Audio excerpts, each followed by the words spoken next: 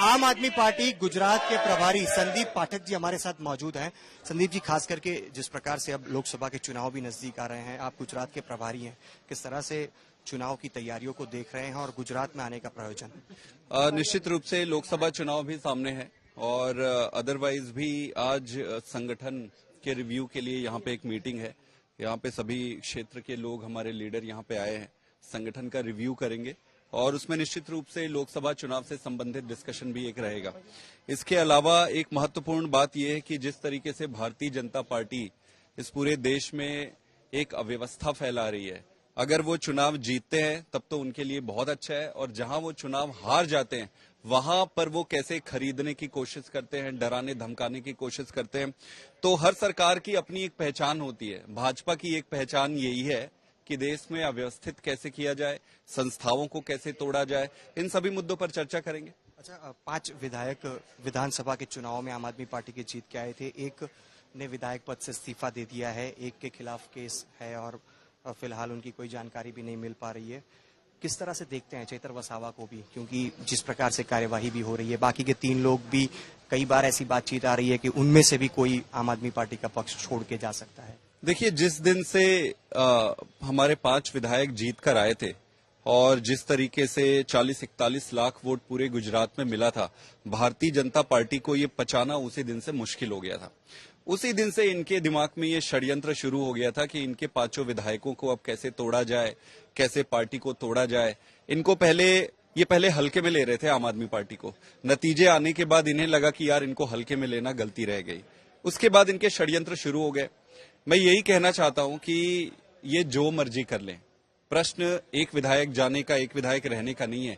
प्रश्न है कि आम आदमी पार्टी से जनता प्यार करती है, और प्रश्न यही है कि गुजरात भी अब आम आदमी पार्टी के लिए तैयार है। It's just matter of time.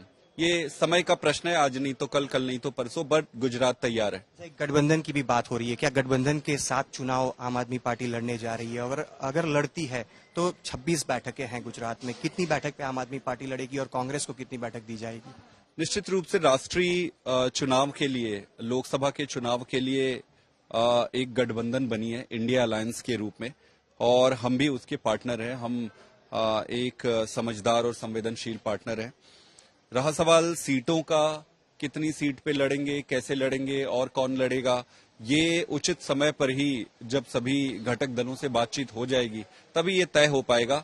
हमारी तरफ से मैं इतना कह सकता हूं कि आम आदमी पार्टी तैयार है, हम पूरी ताकत से चुनाव लड़ेंगे। अच्छा, अरविंद केजरीवाल जी को भी लगातार ईडी का नोटिस मिल रहा है, वो मौजूद नहीं हो पा रहे हैं, उस पर क्या कहेंगे? क्योंकि लगातार भारतीय जनता पार्टी की तरफ से इस पर सवाल भी खड़े किए जा रहे हैं।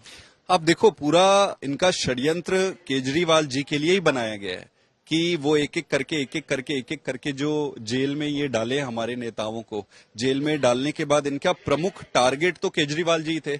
अब वो केजरीवाल जी पे ईडी के संबंध से नोटिस करने की कोशिश कर रहे हैं।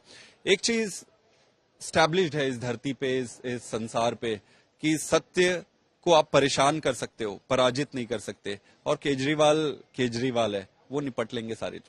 क्या वो मौजूद होंगे? क्योंकि इस बार भी एक नोटिस तो मिली है, 3 नोटिस हो चुकी है। अब नोटिस आया है, नोटिस का देखेंगे। राजनीतिक है ये सारा कुछ, षड्यंत्र ये जो चल रहा है राजनीतिक है, राजनीतिक मुद्दा है।